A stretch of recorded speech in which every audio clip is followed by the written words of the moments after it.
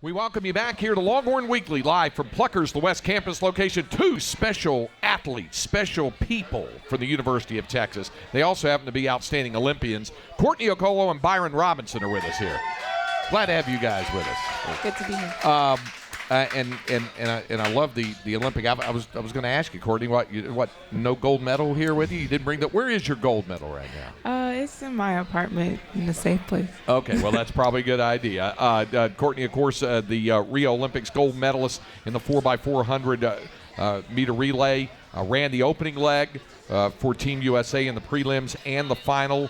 And I can just you go down the line and the stuff, the collegiate record holder in the outdoor 400 meter, the 2016 and 2014 Bauer Award finalist for basically the Heisman Trophy of track and field, first team All-American. And then there's Byron Robinson, also an Olympian, and the 2016 Big 12 Conference champion in the 400 meter hurdles. I want to get both of you to talk a little bit about the experience, what it was like to be a part of the U.S. Olympic team, to be in Rio and to compete at the highest level in the world. Ladies first. I'll start with you, Courtney. It was a surreal moment for me. It's something I dreamed about since I was a child. Ever since I started watching the Olympics, I was like, wow, I want to be there. So to actually be there was like a dream come true for me. Byron, how about you? Pretty much like a lot the same that Courtney just finished saying. For me, it was a big learning experience. I was actually happy to be there, so I can like just watch everybody else in the sport and just, like their daily routines and just learn so much from them. You know what, we think about the Olympics being a time of performance, and it really is, but also, and I think you made a great point there, Byron, that you get a chance in a venue with the best athletes in the world to kind of observe, ask some questions, exchange of information, I guess, a little bit. Right. It's kind of weird because like a 10 or 15 minute conversation with somebody there was like 5 years worth of like just like asking around like back home or something like that. Did you do the same thing, Courtney? Yeah, definitely. Just some of the girls that were even on the relay with me, they've all had experience. Two of them had already been to the Olympics before, so we were just new kids on the block learning from all the veterans. How much excitement and also responsibility do both of you feel, because you're carrying the American flag with you, so to speak. You're a big part of that. How much excitement and responsibility did you feel alternately doing that? Yeah, it was a lot of excitement. We represent Texas, so coming here, going to the Olympics, we're representing the United States, so it was a bigger weight on our shoulders, but at the same time, we understood like how much more it meant. So it was just a blessing just to have that experience. For me, to be honest, it was kind of hard at times because, like, sometimes I just want to, like, just look out the window, like we was in the village, just yell out because it was so exciting. But, I mean, I had to remember why I was there for and keep it bottled up, take it all out on the track. Yeah, now, you brought up the Olympic Village, and I want to get to that in a minute because I want you guys to share some stories about what it was like. But before we get to that, can you describe the feeling of walking into the stadium there in Rio with Team USA? Let me start with you, Byron, and what that feeling was like to be able to go through with your fellow U.S. Olympians. Well, like first walking in, I felt like my heart dropped. Like, because when you first walk in, when you're about to compete, and you just look around and you see like a packed stadium, it's crazy. I don't know how football players can do it. Like, it was really like a surreal moment. It took a lot to keep it all bottled up and just focus on like getting around that track for 400 meters, to be honest with you. Yeah, same thing. For me, I didn't run to the end, so I kind of got to see all the other races and see how packed, to know how it was going to be when I finally ran. But when I got there, I mean, watching on TV doesn't compare to what it was really like. Sure, no doubt about that. All right, we're going to have more with Byron Robinson, with Courtney Okolo coming up. We're going to talk more about the Olympics and running track at the University of Texas as well, when Longhorn Weekly, live from Pluckers, the West Campus location, continues in a moment. Our special guest during this portion of Longhorn Weekly, Courtney Okolo, Olympic gold medalist. Byron Robinson, also a participant in the Rio Olympics as well, and two of them champions in the Big 12 Conference. All right, you brought up the Olympic Village, and Courtney, you brought up the fact that you're running late in the games. Describe what it was like there in the village. What was that like? How much interacting did you do with athletes, not only from other parts that are on Team USA, but internationally as well? What was that experience like being there? Were you in there the full 2 weeks in the village? I was there the whole So what did you do for 2 weeks in the Olympic Village? I just enjoyed myself. There's a lot of sports going on, and so I made sure to support all the things that were going on.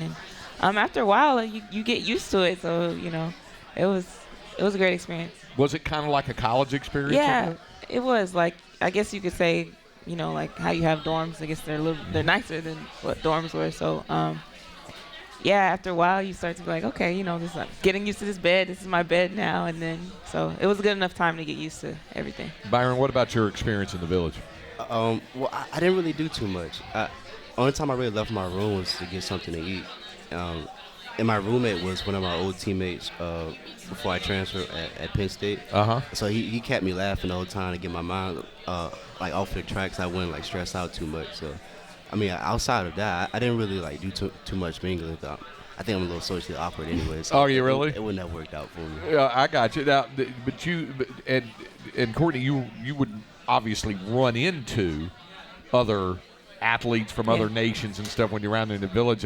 I know there's a language barrier with some, but there's some you're able to communicate with some? Yeah, I mean, a lot of people, we kind of knew who they were, so to be famous athletes or just other NCAA athletes that I knew that ran track. So you'd run into people at the cafeteria. The whole place was just athletes. So there's no way you couldn't run into other athletes. So it was just a great environment. I've never been in anything like that before. Was there any one member of any athlete on any nation, as well as U.S., that you really wanted to meet when you were there? And did you get a chance to meet that athlete? Yeah, I wanted to meet Venus and Serena Williams, and I got to. Did you get to meet the Williams sisters? Yeah. Well, they weren't there very long, were they? Well, I met them on the plane going to Rio. Okay. Yeah, that's right. Yeah. Yes. Yeah. And what about you, Byron? Was anybody there that you, like you said, I know you didn't leave the Village, the dorm area that much, but there was somebody in your mind you really wanted to have an opportunity to get to know? Absolutely. I really, really, really wanted to formally meet LaShawn Merritt. Yeah. It just didn't have. I just didn't have it in me to go to. Really? You did say you were a little bit shy. Yeah. Let me get your thoughts, both of you, on what's coming up.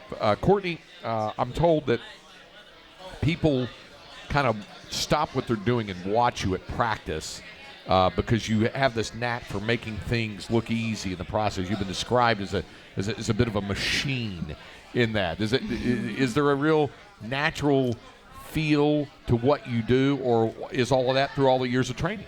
I guess running is a little bit natural to me. I enjoy it, so I don't know, I just run. I think people know more than I do. I don't know if it looks easy. It certainly doesn't feel easy all the time. No, so. she's a beast. Don't. She's humble, so she's not gonna come out and say it. But Courtney is a machine. When she get going, you have to watch her go. Really, people just stop what they're doing. They want to watch her when she's really moving. Courtney Okolo. You got to stop her. Yeah. Byron, the 4x400 relay team broke the school record indoor and outdoor in 2016. I know how motivated you were about that, and to be as kind of unassuming, and you mentioned your words were socially awkward, yet everybody tells me you're extremely confident in your skills and abilities. I am confident. I absolutely do think I'm the best that does what I do. All my teammates know. I let them know every time I get a chance to. Well, hopefully. Even though you were one of the youngest and least experienced Olympic athletes there, right? Right, but not once did I ever doubt my presence there. I always felt like I worked hard and I earned my way there, and it was always going to work out for me. And you felt like you belonged as well, didn't you, Courtney? Yeah. Yeah. One other thing that I wanted to ask you, Byron, when you are in a field of tremendously skilled and talented athletes, everybody's believing in themselves that I can do this. I can get to, like you said, you're very, very confident. What's the edge? What makes the difference? Because I always hear everybody's incredibly fast, but it comes down to a mental edge sometimes or something like that. Is it something like that? I think it's a mental thing, because once like you said, once you get to a certain level, everybody's going to be fast, and everybody's going to be talking about how confident they are, but everybody's not really as confident as they say they are. And the best way to tell is through their actions. Some people rise to the occasion, some people don't. Yeah. Do you carry that kind of confidence every time you go onto the track? I try to, but that's a very good point, what he was saying. We're all, at this level, we're all very talented, and we work hard to get here. So when it comes down to it, the thing that separates, I guess, first place from last place is the mental capacity that you have to show up at that day and do what you know you can. So that's very important. Which brings us to the next point. What's next? What's next for each of you? What are the next goals that you have in mind for yourself and for the team as well? Goals for me is just to be consistent and to keep progressing and getting better. I mean, it's easy to just say a time, but at the end of the day, you have to just work at it and keep progressing. And I think for me, that's just the goal is not just for something this year. It's a long-term career for me. So any progress that I can get is just, that's the ultimate goal. Like Tokyo in 2020? Yeah. Yeah. What about you, Byron? To be honest, I just want to have a season where I can go through it and be healthy. I feel like as long as I'm healthy and out on the track, everything else will take care of itself. I mean, of course, I want like national championships and USA trials again next Olympics, but all that's going to take care of itself. I just got to do my part. Okay. It's great to see both of you guys. Congratulations on a great year, and appreciate you taking the time. Thank you. All right. Courtney Okolo, Byron Robinson. Coming up, more with head coach Charlie Strong when Longhorn Weekly continues live from Pluckers, the West Campus location, right here on the Longhorn IMG Radio Network.